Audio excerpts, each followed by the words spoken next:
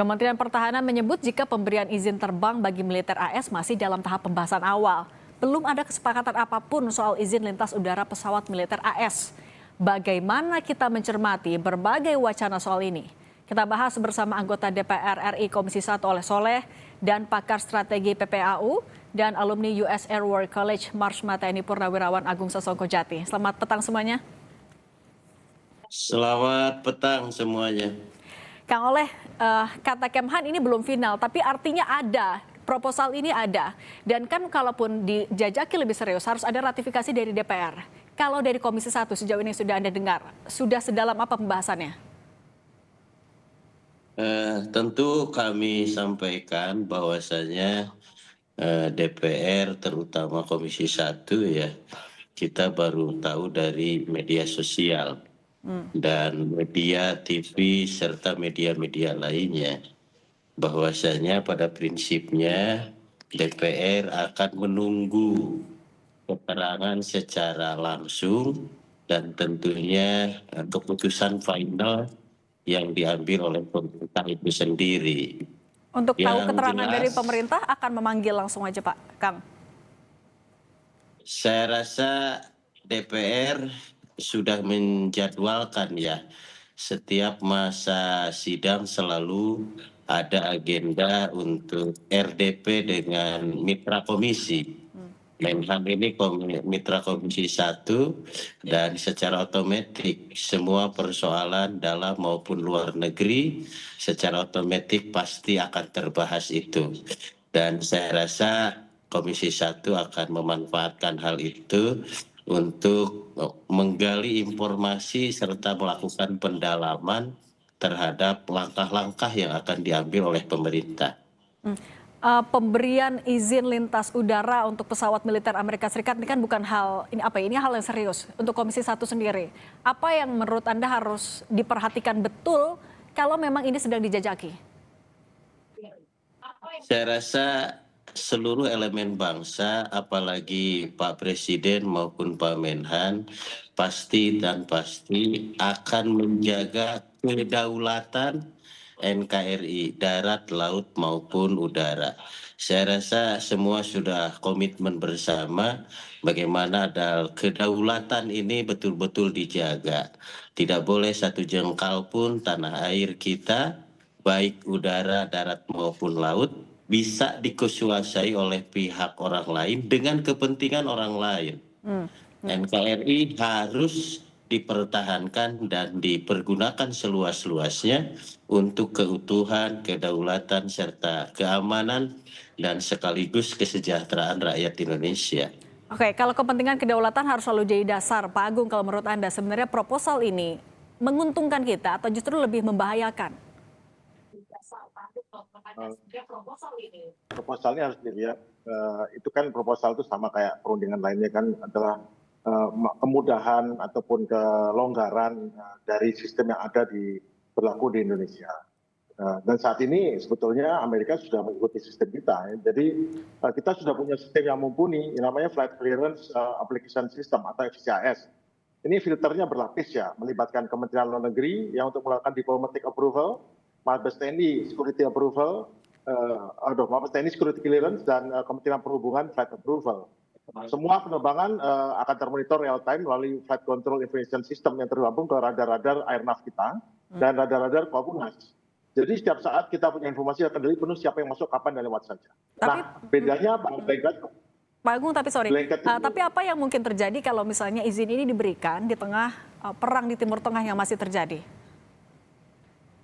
Ini kaitannya bukan dengan perang Timur Tengah, karena blanket overflight itu hanya bedanya dia menginginkan kecepatan yang lebih, kepercayaan yang lebih tinggi, sehingga dia mendapatkan sistem yang lebih cepat untuk mendapatkan perizinan lewat. Kita sudah cepat ya, kita 1 hari 2 hari, tapi kayaknya mereka memberikan sesuatu yang lebih cepat, yang memudahkan daripada 3 perizinan untuk lewat. Itu kan mereka minta ya, tapi masalahnya kan kita juga harus mempertimbangkan, karena ada beberapa pertimbangan kita. Karena ada risiko-risiko yang kita hadapi. Kalau Amerika minta seperti itu, yang lain juga minta, kan ada masalah juga timbul. Kalau itu terlalu mudah, makanya mungkin sebaiknya kita mempertimbangkan ini dengan memperkuat sistem FCAS kita, bukan dengan memberikan blanket overflight seperti yang mereka minta, tetapi juga tidak menyulitkan mereka untuk izinnya jadi berlarut-larut atau lama. Yang penting kita tahu dulu nih apa yang dimaksud blanket overflight. Tapi Pak Agung, kalau menurut Anda, apa yang menjadi dasar Amerika Serikat mengajukan proposal ini dan minta ya kalau bisa ya ini segera bisa dilakukan? Apa kepentingan untuk Amerika Serikat yang begitu mendesak? Ini permintaan ini kan bukan karena perang kan, ini udah sebetulnya percakapan ini udah jauh sebelum di awal tahun itu.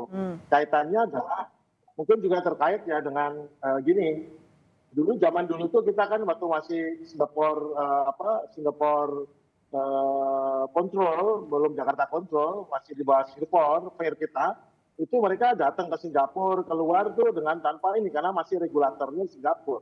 Tetapi sejak tahun 2022, sejak kita membuat perjanjian baru, bahwa kita mendelegasikan hanya sebagai navigation service provider, maka mereka yang tadinya mereka dengan mudahnya hanya flight plan berangkat terbang Singapura, sekarang mereka siap terbang atau kembali masuk ke wilayah kita, dan itu membutuhkan perizinan. Kadang-kadang mungkin mereka terbangnya harus hari ini juga, nggak bisa terbang gara-gara izinnya belum lengkap di Indonesia. Nah, jadi ada 3 izin, yaitu sekali lagi ya diplomatic approval, flight approval, dan security clearance ini. Mungkin kita bisa buat sistem lebih cepat, sehingga mereka bisa tidak kesulitan seperti itu. Intinya seperti itu.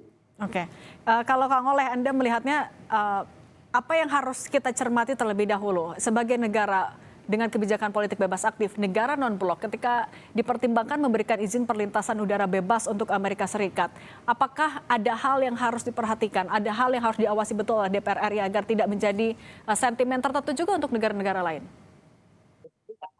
Kalau memang minta perizinannya itu lebih dipercepat untuk tidak mengganggu kedaulatan NKRI, saya rasa itu perlu dipertimbangkan.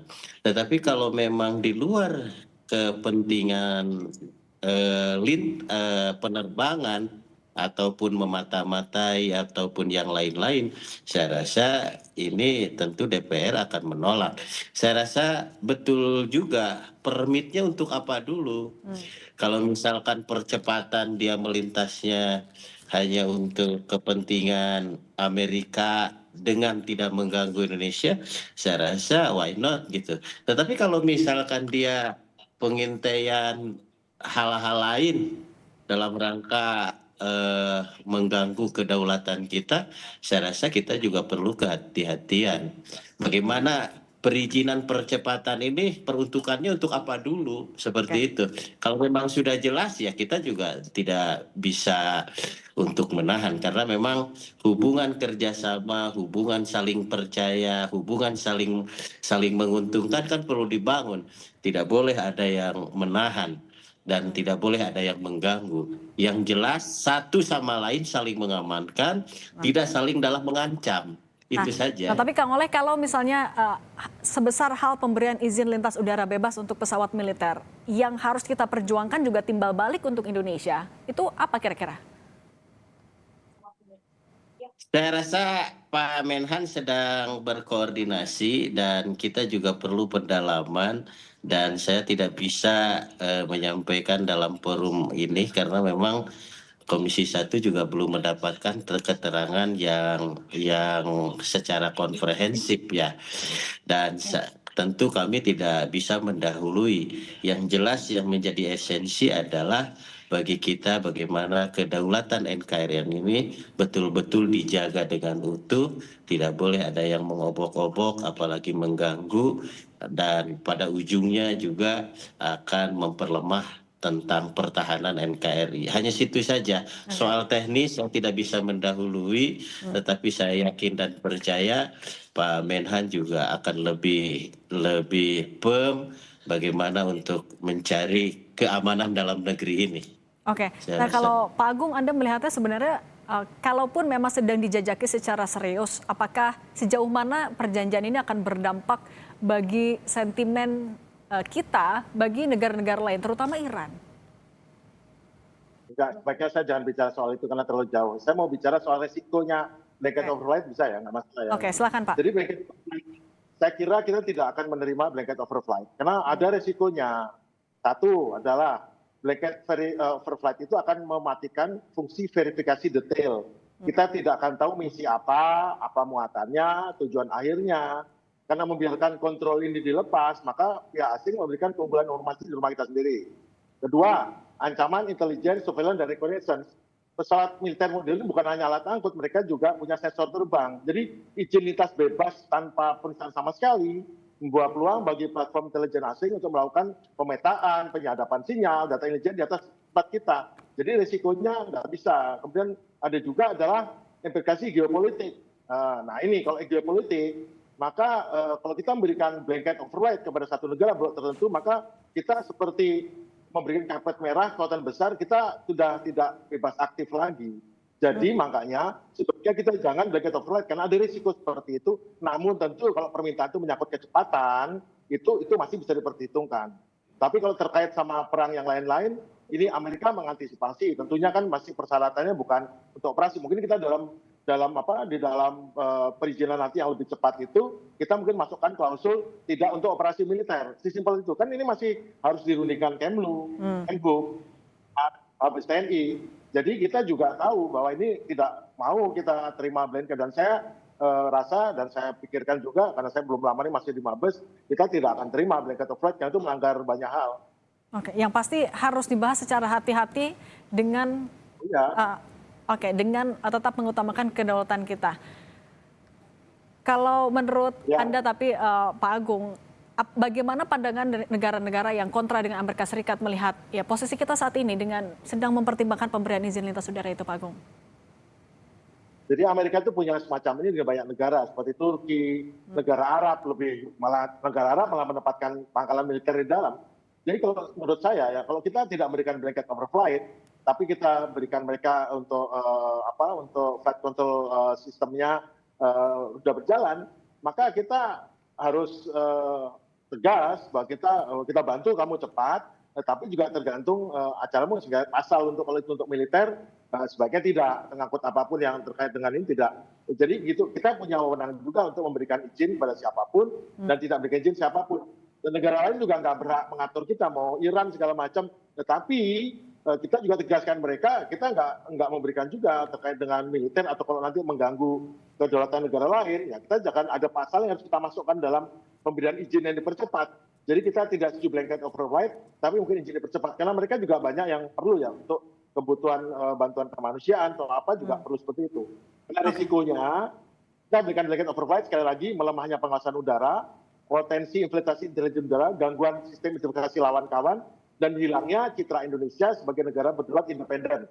Maka saran saya atau itu semua jangan blanket override tapi dipercepat izinnya, itu saja. Oke, itu resiko yang harus dipertimbangkan. Pak Agung Sasongko-Jati dan Kang Oleh Soleh, terima kasih sudah berbagi bersama kami di Kompas Petang. Sehat selalu. Selamat sore.